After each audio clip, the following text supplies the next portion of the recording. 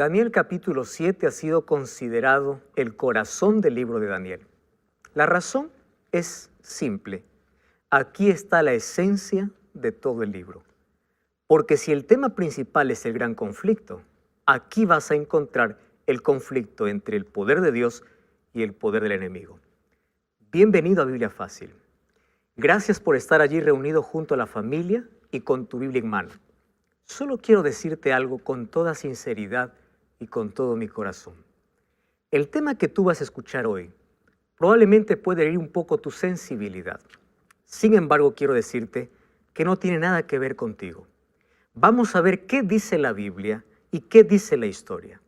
No voy a exponer mi creencia, no voy a exponer lo que yo pienso, voy a exponer lo que la Biblia dice. ¿Quieres orar conmigo? Vamos a orar. Querido Dios, estamos listos para abrir tu palabra y aceptar tu verdad. Que tu Santo Espíritu una vez más nos guíe al conocimiento de tu verdad. Y ayúdanos a aceptarla con gozo. No siempre nos gusta escuchar algunas cosas que van contra nuestros principios o contra nuestras creencias. Sin embargo, queremos que tu palabra nos dé luz. Ayúdanos en el nombre de Jesús. Amén. Daniel capítulo 7 nos dejó con una pregunta. ¿Ustedes se acuerdan? Vamos a Daniel capítulo 7. Vamos a leer el versículo 15. Miren lo que dice Daniel. Yo, Daniel, me turbé el espíritu hasta lo más hondo de mi ser. Las visiones de mi cabeza me asombraron. Entonces me acerqué a uno de los que estaban allí y le pregunté la verdad acerca de todo aquello. Me habló y me hizo conocer la interpretación. ¿Qué me dice? Estas 4 grandes bestias son 4 reyes. ¿Recuerdan el capítulo anterior? Vimos que las 4 bestias representaban a los 4 grandes imperios en la historia. Ahora dice, se levantarán en la tierra y después recibirán el reino de los santos del Altísimo y poseerán el reino hasta el siglo eternamente y para siempre. Lo mismo que mostró Nabucodonosor, después de los 4 reinos que viene la venida de Cristo. Yo tuve el deseo de saber acerca de la 4ª bestia. Era tan diferente, era tan espantosa. Y allí describe una vez más a la 4ª bestia. Vamos a regresar al versículo 8. Mientras yo contemplaba los cuernos, un cuerno pequeño salió entre ellos y fueron arrancados 3 cuernos. Este cuerno tenía ojo de hombre y una boca que hablaba gran insolencia. Nosotros ya comprendimos cuáles son las 4 bestias. La pregunta que quedó en el aire es, ¿quién es este cuerno pequeño? Ese es el tema que hoy vamos a hablar. Entonces, ya oramos. Ahora entonces vamos a hacer un breve repaso. Dios mostró la sucesión de los imperios, Babilonia, Medo-Persia, Grecia y Roma. Estos 4 imperios tuvieron un periodo de duración. Babilonia 66 años, Medo-Persia 208 años, Grecia 163 años y Roma es el imperio que más duró en la historia, con 644 años. Por eso es un imperio fuerte, poderoso, grande. Esto vimos en el capítulo anterior, que cuando los césares ocuparon el trono en Roma, o los reyes que ocuparon el trono en Roma, tuvieron un nombre. ¿Cómo se llamaban? Césares. ¿Recuerdan la pregunta que le hicieron a Jesús? Cuando Jesús pidió una moneda y dice, ¿o a quién le pertenece esta moneda? Y todos dijeron a César. ¿A qué estaba refiriéndose? Al emperador romano. Y Dios o Jesús le dice, den a César lo que es de César y den a Dios lo que es de Dios. Muy bien, solo que los césares, ellos querían ser adorados porque se consideraban dioses. El emperador Domiciano, para intentar silenciar la voz de Juan, porque Juan era un cristiano y el cristianismo hablaba en contra de la idolatría y decía que Dios es el único verdadero, para que ya no más predicase, lo lanzó dentro de un caldero de aceite hirviendo. Y así como Dios protegió a Daniel, Dios protegió la vida de su profeta, de Juan. Ahora, fíjense lo que aconteció.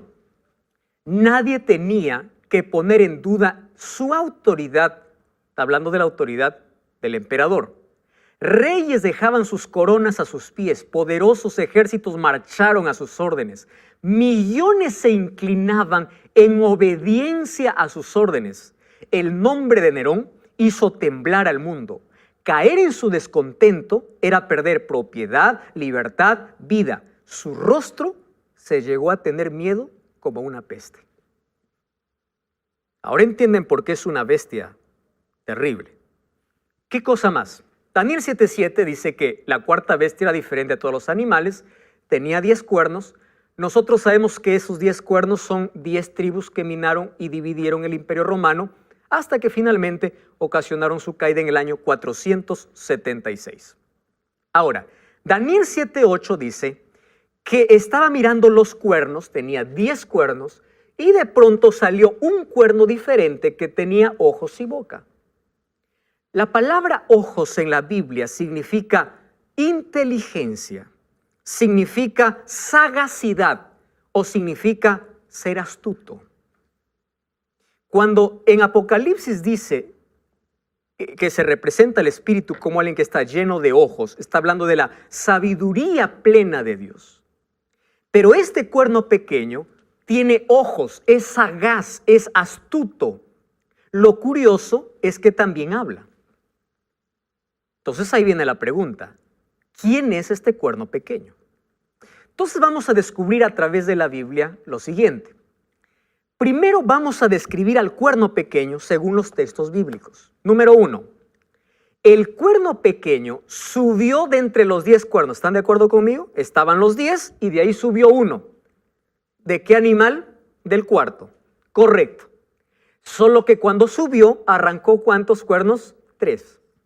Número 2, tiene ojos de hombre, bocas que hablan blasfemias, hacía guerra contra los santos del Altísimo, dice el versículo 25, y los vencía. Y la tercera característica es que cambiará los tiempos y la ley. Eso es lo que dice acerca del cuerno pequeño. ¿Lo leemos? ¿Sí? 7:25. Miren lo que dice Daniel capítulo 7, versículo 25. Hablará palabras contra el Altísimo, a los santos del Altísimo quebrantará. Cuando estamos hablando de santos del Altísimo, estamos hablando del pueblo de Dios. Y pensará en cambiar tiempos y la ley, y serán entregados en sus manos tiempos y medio tiempo, hasta que se siente el juez. Correcto. Paremos ahí, entonces continuamos. Hay algunos que tienen la idea dispensacionalista. ¿Recuerdan ustedes de la escuela preterista que apareció en la época de la Reforma? Ellos dijeron, este cuerno pequeño se trata de un rey seleucida llamado Antíoco IV. Pero yo les voy a decir que eso no es verdad según la Biblia. ¿Por qué? Porque Antíoco existió en el reino griego. Y el cuerno pequeño, ¿de dónde sale? De la cuarta bestia. No sale de Grecia. ¿De dónde sale? De Roma. Entonces con eso derribamos la teoría de que existió otro o otro es el cuerno pequeño. Dice que tiene que salir ¿de dónde? De Roma. ¿Es claro o no? No hay manera de poder quitar esa evidencia. Ahora entonces, Daniel 7 tiene una relación estrecha con Apocalipsis 13. Si ustedes leen Apocalipsis 13 van a encontrar que estos dos poderes son iguales. Está hablando del mismo poder. Miren, Daniel 7 tiene ojos como de hombre. Apocalipsis dice que tiene número de hombre, que es el 666. Daniel dice que tiene boca que habla insolencia. Apocalipsis dice que tiene una boca que habla blasfemia. Daniel dice que se entregó para ser quemado. Apocalipsis dice que tuvo un golpe de muerte. Daniel dice que hacía guerra a los santos. Apocalipsis dice que pelea contra los santos. Habla palabras contra el Altísimo. Apocalipsis dice que blasfemia contra Dios. Cambia los tiempos y la ley. Apocalipsis dice que difama el santuario. Daniel 7 dice que persigue por 3 tiempos y medio. Apocalipsis dice que persigue por 42 meses. Ahora nosotros vamos a encontrar de qué, o vamos a investigar de quién está hablando.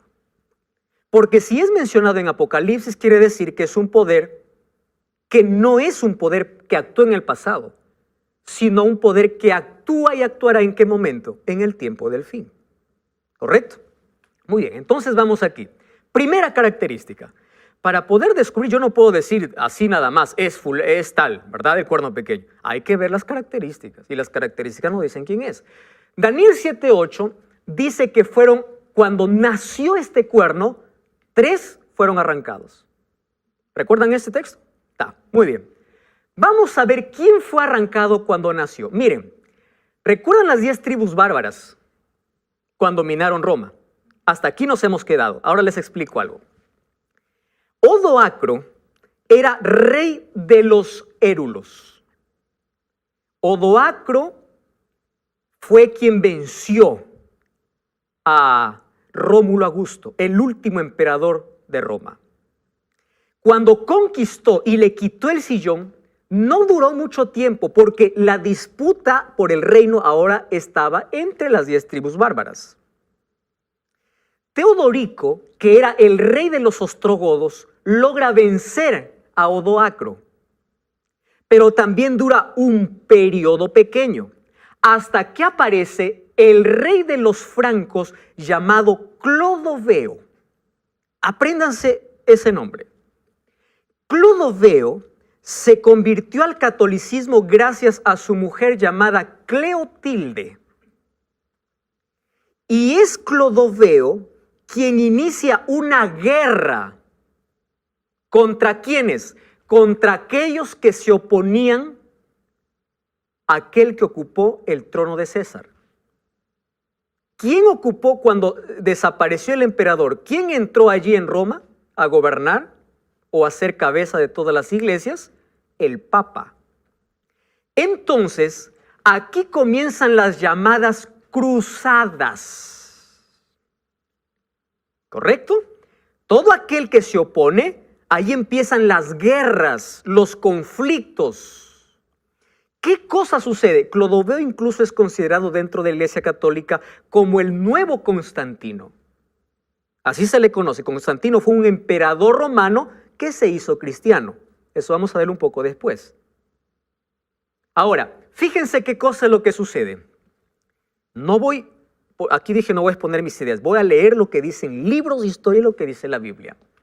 Los érulos, vándalos, ostrogodos, los cuales eran defensores del arrianismo, fueron combatidos y así fue confirmado el obispo de Roma como cabeza de todas las santas iglesias y cabeza de todos los santos sacerdotes de Dios. ¿Qué sucedía con estas 3 tribus, érulos, vándalos y ostrogodos? Ellos no se sometían bajo el poder del Papa. ¿Por qué? Porque ellos no creían, ellos tenían otras creencias, se llamaban arrianos porque ellos tenían a un hombre, a un sacerdote llamado Arrio.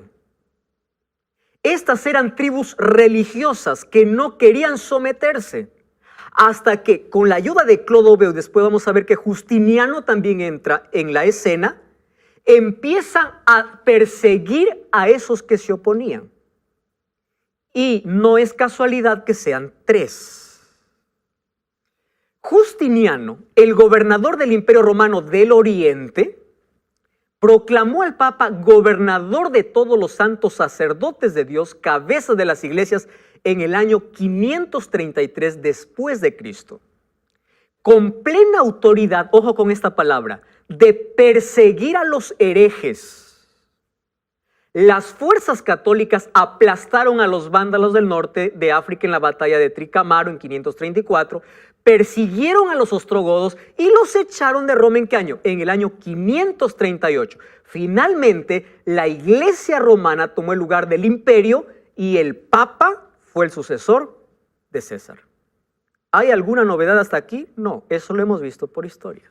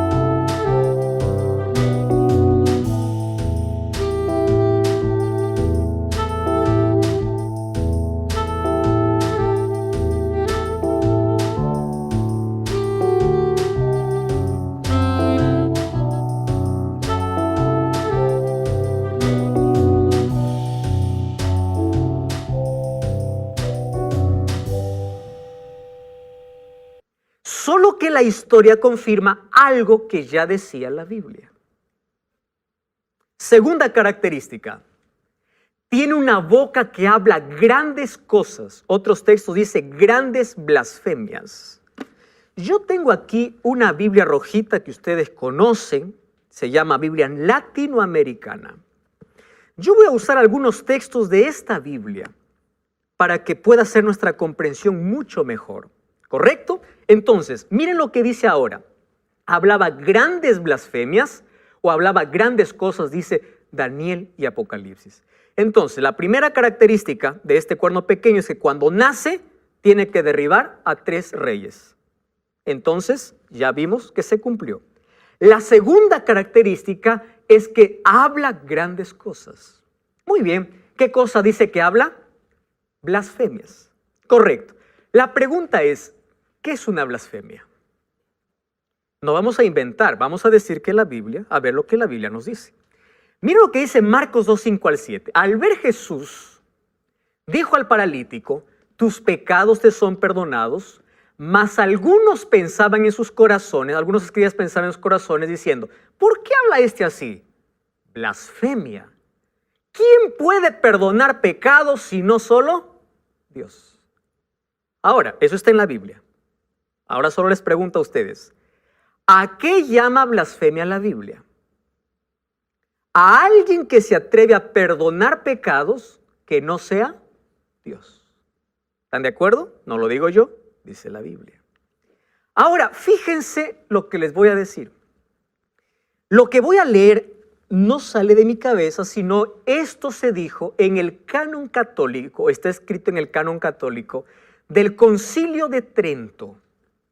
Presten atención aquí.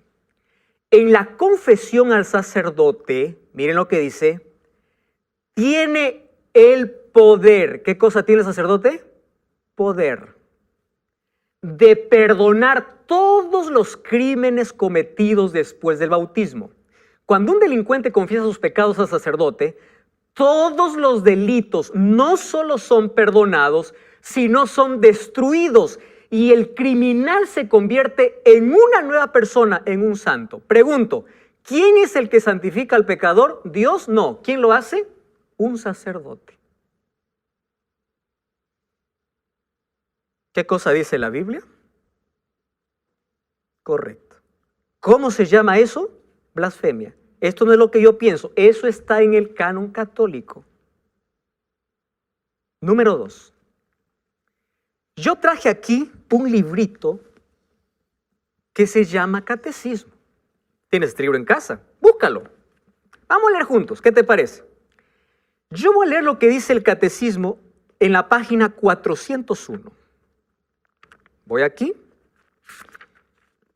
¿Estás con el Catecismo? Presta atención.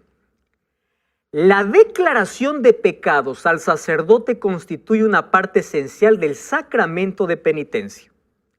Los penitentes deben hacer la confesión y enumerar todos sus pecados mortales que tienen conciencia después de examinarse seriamente, aun cuando sus pecados sean secretos. Espera un poco. Cuando los cristianos se esfuerzan por confesar todos sus pecados que les viene a la memoria, no deben dudar que tienen que presentarlo o tienen que presentar su perdón de misericordia divina. Que de otra forma, si intentan ocultar conscientemente algunos pecados, no están colocando delante de la divina voluntad algo que pueda perdonar por intermedio del sacerdote. Eso dice el Catecismo. ¿Qué dice? Que tú tienes que confesar todos tus pecados, aún ocultos, porque quien te va a perdonar es el sacerdote. Ahora fíjate. ¿Qué dice la Biblia? Voy a usar esta Biblia, ¿correcto? Vamos a 1 Timoteo capítulo 2, versículo 5. Vamos a 1 Timoteo capítulo 2, versículo 5. Mira lo que dice la palabra de Dios. Nunca, 1 Timoteo, perdón, estoy aquí en otro texto. Primera de Timoteo, capítulo 2, versículo 5. Aquí lo encontré, 2:5. Dice así: Dios es el único mediador entre Dios y los hombres. Su nombre es Jesús. ¿Quién es el único mediador? Jesús. Correcto. Si tú vas a 1 Juan 1:9, ¿qué dice 1 Juan 1:9? Hijitos míos, estas cosas escribo para que no pequéis. Y si alguien hubiese pecado, no dice anda al sacerdote, dice abogado tenemos ¿en quién? En Cristo. Bueno, vamos a seguir porque este tema es muy amplio. Entonces, tú tienes para elegir. Correcto. Aquí tienes dos opciones. Lee esto y lee también esto. Te lo digo con tanto amor. Número 2. ¿Qué más es blasfemia según la Biblia? Mira, Juan 10:30-33 dice: Yo y el Padre uno somos. Entonces los judíos volvieron a tomar piedras para apedrearle, y Jesús le respondió: Muchas buenas obras os he mostrado de mi Padre. ¿Por cuál de ellas me apedrean? Le respondieron los judíos diciendo: Por buena obra no te apedreamos, sino por blasfemia. Solo que aquí ellos se equivocaron. ¿Pero ellos de qué le están acusando a Jesús? De blasfemia. ¿Qué cosa es blasfemia? Porque tú, siendo hombre, te haces pasar por Dios. ¿Jesús era Dios, sí o no? Sí era Dios. ¿Pero qué cosa es blasfemia en un concepto bíblico? Aquel que, siendo hombre, se hace pasar por Dios. Vamos a ver qué dice la historia. Eso dice la Biblia. Una vez más, esto dice la historia. El Papa León XIII dijo lo siguiente. Eso está registrado en el libro de historia. Los papas tenemos sobre la tierra el lugar de Dios Todopoderoso.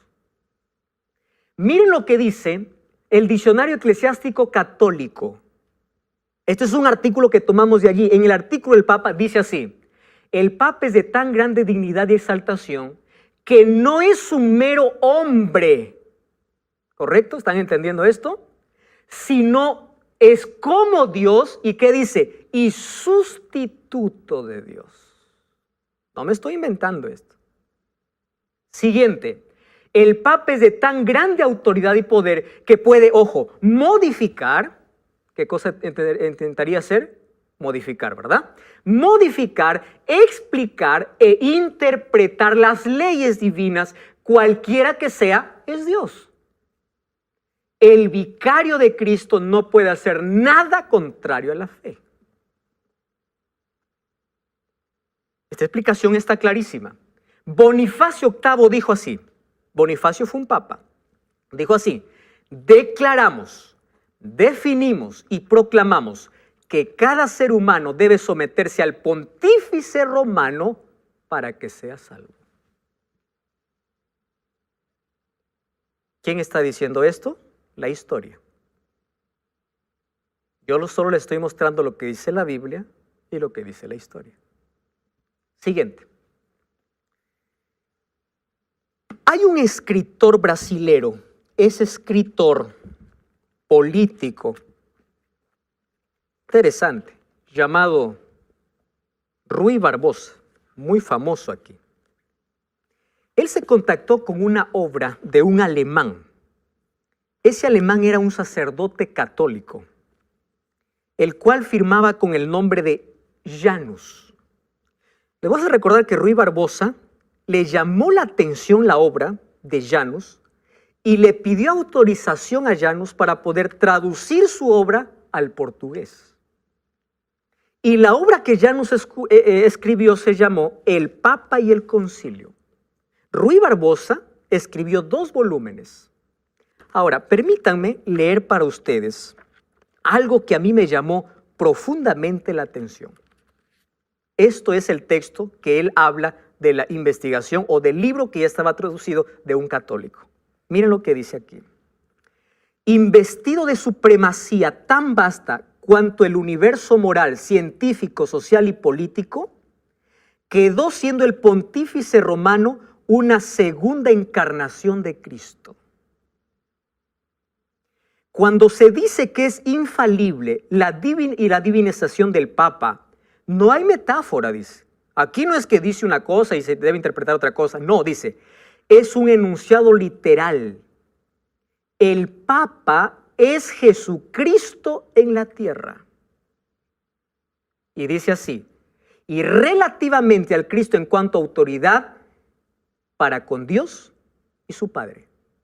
Yo voy a leer un poco más. Hay un formulario que se llama Un acto de fe para los nuevos católicos convertidos al papismo, elaborado por los jesuitas en el año de 1674. Miren lo que dice aquí.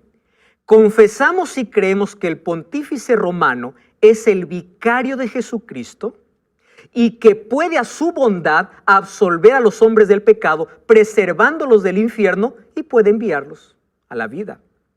¿Y qué más dice? Confesamos que todas las nuevas instituciones creadas por el Papa, aquí dice, son divinas y santas. ¡Wow! Confesamos que el Santísimo Padre debe recibir las honras divinas. Siguiente. Confesamos que el pontífice romano tiene el poder de alterar las escrituras. Ojo lo que dice. Quitarlas según su conveniencia, porque Él es Dios. ¿Y saben qué cosa es lo que más me llama la atención? Miren lo que dice el artículo 21. Confesamos que la escritura, la Biblia, es santa, pero es imperfecta. Y no pasa de ser una letra muerta desde que no hay una explicación por el pontífice romano. ¿Quién da vida a la Biblia? El pontífice. Esperar, estás en Biblia Fácil. Hoy estamos hablando lo que dice la Biblia en Daniel capítulo 7, versículo 25, para descubrir a la luz de la Biblia quién es el cuerno pequeño. Te estoy mostrando evidencias bíblicas y evidencias históricas. Finalmente cada uno decide creer o no creer. Una vez más, bienvenido y un grande abrazo para ti. Estamos hablando acerca de algunas evidencias y decía que este cuerno pequeño hablaba blasfemias. Según la Biblia, blasfemias es aquel que dice que puede perdonar pecados siendo un ser humano, cuando solo Dios lo puede hacer. Y aquel que dice ser Dios cuando no lo es, también, ¿cómo se llama? Se llama blasfemia. Pero hay una tercera característica. ¿Cuál es la tercera característica? Esta es la más evidente e irrefutable. ¿Qué dice Daniel 7:25? Dice que no solamente hablará blasfemias, sino que también perseguirá a los santos. ¿Y qué cosa más hará? Tratará de cambiar los tiempos y la ley. Muy bien, vamos a analizar entonces esta tercera característica. Yo quiero advertirles algo primero. Ustedes saben que Daniel 7:25 habla de que este poder va a perseguir por tiempo, tiempos y la mitad de un tiempo. Apocalipsis 13:5 dice que va a perseguir por, ¿saben por cuánto tiempo? Por 42 meses. Y Apocalipsis 12:6 dice que la persecución será por 1260 días. Y uno puede decir, aquí no cuadra, total, aquí tiempo, mitad de un tiempo, 42 meses, 1260 días, total, ¿cuál es el tiempo? Ahora vamos a ver que todo cuadra perfectamente. Miren acá. Un tiempo en la Biblia, ¿a cuánto equivale? Un año. ¿Cuántos tiempos estuvo Nabucodonosor como bestia? 7 tiempos, 7 años, ¿verdad? Muy bien, cuando habla de un tiempo, ¿a cuánto equivale? Un año. Tiempos, 2 años. La mitad de un tiempo, medio año. ¿Correcto? Genial. Si sumamos tiempo, tiempos y mitad de un tiempo, ¿cuánto es? 3 tiempos y medio. ¿Que equivale a cuánto en la profecía? Ahora vamos a llegar al punto donde en la profecía un día equivale a un año, según Ezequiel 4:6 y según Números 14:34. Un día equivale a un año. Entonces, tiempo, tiempos y la mitad de un tiempo, que es igual a 3 años y medio. Y esto es igual a 42 meses. ¿Cómo? Mírenme, un año, ¿cuántos meses trae? 12. 2 años, 24. Medio año, 6. Sumen entonces, 24 más 12 más 6, 42. Entonces, 3 tiempos, 3 años y medio o 42 meses es el mismo periodo profético. ¿Correcto? Ahora, fíjense acá.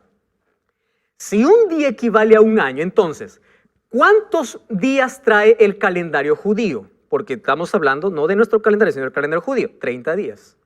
Ahora vamos a multiplicar. ¿Cuánto es 42 por 30? 1260. Si nosotros aplicamos aquí el término que un día equivale a un año, entonces, al hablar de 1260 días, estamos hablando de 1260 años. Es lo mismo que tiempo. Si la mitad de un tiempo da 1260 años. ¿Qué ocurrió en el año 538? ¿Recuerdan? La última tribu enemiga fue destruida. ¿Y saben qué cosa pasó desde el año 538? El Papa hizo lo que quiso. Ahora, una vez más, esto dice la historia. Durante 1260 años, ¿hasta cuándo? Hasta que Napoleón Bonaparte envió a su general Berthier y prisionaron al Papa mientras estaba celebrando su aniversario en una capilla y lo pusieron preso. Aquí se termina el periodo de persecución para los cristianos. En el año de 1798, cuando el Papa es prisionero. Ahora, esto vamos a dejar que la historia nos explique, porque la historia es una aliada de la Biblia, de la profecía. Entonces vamos a dejar que la historia nos explique. Nadie puede negar que hubieron 12 siglos de tinieblas y persecuciones. Miren lo que sucedió. Cruzadas.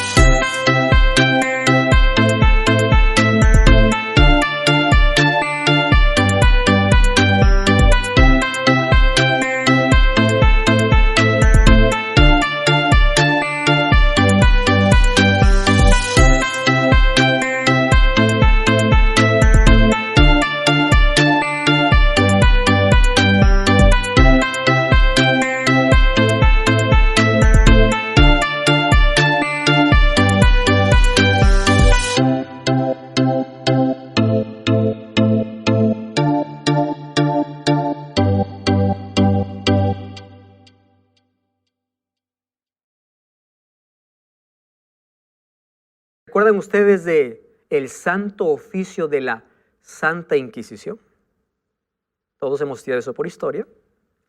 Están colmados de pasajes oscuros, cárceles, registros teñidos de sangre, torturas extremas.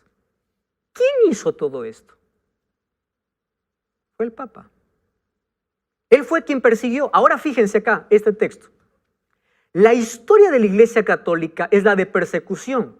Donde quiera que la Iglesia haya llegado a ser suficientemente fuerte, ha empleado su poder para suprimir a los que se atreven a disentir de ella. Persecuciones terribles fueron llevadas a cabo contra los albigenses, los valdenses, los hugonotes. ¿Recuerdan ustedes que recientemente el Papa pidió perdón a los valdenses?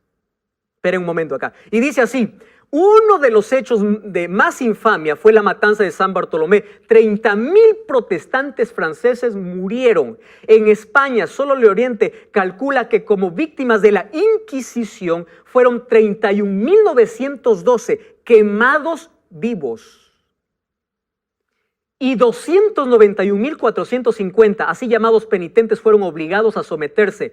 1,000,000 perecieron en la masacre de los albigenses. ¿Qué más nos dice la historia? Aquí está John Brough cuando está siendo despellejado antes de ser atado a una estaca. Aquí encontramos una mujer embarazada. Allí que es levantada, dice, en dirección hacia arriba y hacia afuera, mientras las articulaciones de su hombro se separan, se levantan los brazos directamente a la cima y finalmente todo el peso de su cuerpo descansa en las muñecas, mientras que el inquisidor, en nombre de Jesucristo y de la Santa Iglesia, le dirige en varias ocasiones la pregunta: ¿vas a renunciar? ¿Vas a renunciar? ¿Cómo se llama esto? ¿Acaso no se llama imposición? Si no me obedeces, yo te mato. ¿Qué sucedió en esos 1260 años? La palabra de Dios fue escondida. Es más, fue prohibida leer la Biblia. Ahora, miren, cuando la palabra de Dios es escondida, ahí aparece la mentira. Porque el pueblo no abre la Biblia. En el año 617 aparecieron las invocaciones a los santos. Fue establecida por primera vez en las liturgias públicas bajo el Papa Bonifacio V. ¿Lo dice la Biblia? No, Bonifacio. Fiesta de la exaltación de la cruz fue instituida por el emperador Heraclio y después establecida en el occidente por Honorio I, quien fue el obispo de Roma. Canonización de los santos. Todo el que muere, vamos a hacerlo santo. Fue creada en el 884 y decretado en 1160. Se celebra la veneración de imágenes. Cada persona fue canonizada, se hizo una imagen de talla para adorar. El santo se convirtió en intercesor. Pidamos a San Pedro, a San Juan, a San Pablo, ¿verdad? Se convirtió en un intercesor, es decir, en un mediador. Ya no es Jesús, es un sacerdote o un santo. ¿Cuál es la idea del diablo? Quitar a Jesús como nuestro Salvador. Esa es la única idea. En 1215, la confesión auricular de los pecados dijo así: confiesen sus pecados a un hombre en lugar de confesar a Dios. Pastor, ¿acaso la Biblia no dice confesados los unos a los otros? Voy a hacer un ejemplo contigo, Nicolás. Yo te ofendo, entonces yo te pido perdón. Tú me vas a perdonar porque eres de buen corazón y eres cristiano. Pero si yo miento o hice un pecado secreto, ¿yo debo confesarte a ti o a Dios? A Dios. Pero si yo te ofendo a ti, yo sí debo pedirte perdón a ti. ¿Entiendes que el perdón va en dos direcciones? Las ofensas al prójimo se arreglan confesando los unos a los otros. Pero mi ofensa a Dios no es que yo voy a confesar a un hombre. Ahora, eso en 1215 se instituyó. En 1515, ¿saben hasta dónde llegaron? Hasta la venta de indulgencias. Era la venta de perdón. Se vendió la salvación. Y en 1229 se prohibió la lectura de la Biblia. ¿Cuándo terminó eso? En febrero de 1798. Cuando Berthier toma prisionero al Papa Pío VI. Ahora, ¿qué cosa dice? Está contra el pueblo de Dios porque los persigue, pero ¿qué más dice? No solo contra el pueblo de Dios, sino contra la ley de Dios. Cuarta característica, cambiará los tiempos y la ley.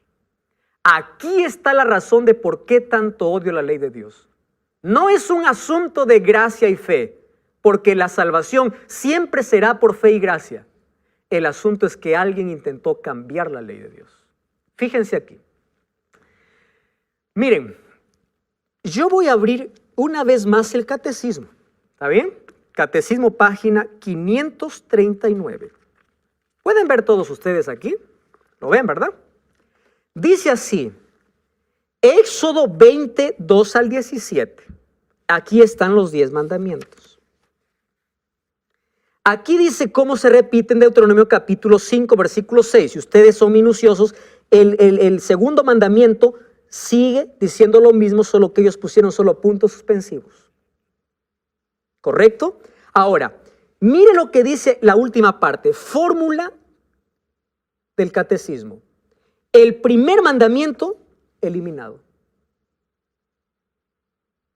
Segundo mandamiento, reemplazado. ¿Por qué lo quitaron? Porque habla de adoración. El cuarto mandamiento, cambiado. Yo estoy mostrando una evidencia. Permítanme tomar la Biblia. Éxodo capítulo 20.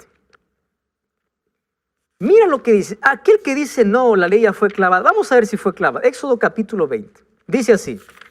Voy a leer esta Biblia porque a mí me encanta. Esta es la mejor versión que yo puedo leer. Dice así. No tendrás otros dioses fuera de mí. Primer mandamiento. Yo les pregunto, cuando uno vive bajo la gracia, ¿quiere decir que uno es idólatra? No. Número 2, dice, mire lo que dice esta Biblia. No te harás estatua, ni imagen, alguna de lo que hay arriba en el cielo, bajo en la tierra y bajo en las aguas de la tierra. No te postres a estos dioses, ni les sirvas, porque yo, Yahvé tu Dios, soy Dios celoso y te pido cuentas a tus hijos, nietos, bisnietos, por la maldad de sus padres. ¿Saben que me gusta esta versión porque es más clara? Versículo 7, no tomarás el nombre de Yahvé tu Dios en vano, porque no dejarás sin castigo que le tomaré su nombre en vano. Versículo 8, ¿saben qué cosa dice esta Biblia? Acuérdate del día sábado para santificarlo. Aquí no dice reposo, acá dice sábado. Muy bien. Entonces, yo tengo aquí dos cosas. El catecismo que me dice una cosa, en lugar de guardar el sábado, me dice santifica las fiestas. Ustedes ya saben a dónde nos lleva una fiesta, ¿verdad? Y en lugar de decir no tengas otro Dios, colocan el primero, amarás a Dios sobre todas las cosas. Ah, no, es que Jesús cuando vino lo cambió. Espera un momento. Jesús dijo que la ley se dividía en dos. ¿Están de acuerdo conmigo? Amar a Dios y amar al prójimo. Ahora, lean Éxodo 20 y van a encontrar lo siguiente. Los 4 primeros demuestran nuestro amor a Dios y los 6 últimos, nuestro amor al prójimo. Esto está más claro, esto es simple. Ahora, miren cómo se cambió. No tendrás otros dioses, amar a Dios sobre todas las cosas. Ahora, el segundo mandamiento de las imágenes lo quitaron. El mandamiento donde dice acuérdate del sábado, le pusieron honra al padre y madre. Y para que cuadre, el 10º mandamiento lo dividieron en 9º y 10º, para que llegue a 10. ¿Saben ustedes quién dio el primer decreto dominical? Constantino. Esto no se trata de resurrección, queridos. Se trata de un emperador que se convirtió al cristianismo llamado Constantino en el año 321, un 7 de marzo. Lo que dijo, deben los magistrados y personas residentes en ciudades reposar y todos los talleres deben cerrarse en el venerable día del sol. En inglés, ¿cómo es domingo? Sunday, Sunday. ¿Qué significa? Día del sol. En la Biblia, el domingo es considerado primer día de la semana, según Lucas capítulo 23. Él, Constantino, adoraba el sol. Pero cuando ingresó o se hizo cristiano por conveniencia, trajo las costumbres paganas y lo dejó en el cristianismo. Lo que hizo el Papa solamente es ratificar y decir, vamos para adelante. Así son las cosas. Por más que queramos poner cualquier otra cosa en contra. Miren lo que dice aquí el Catecismo de la Iglesia Católica, ahora le doy la referencia. Pregunta, ¿cuál es el 7º día? Respuesta, el sábado es el 7º día. Número 2, pregunta, ¿por qué observamos el domingo en lugar del sábado? Respuesta, porque la Iglesia Católica transfirió la solemnidad del sábado al domingo.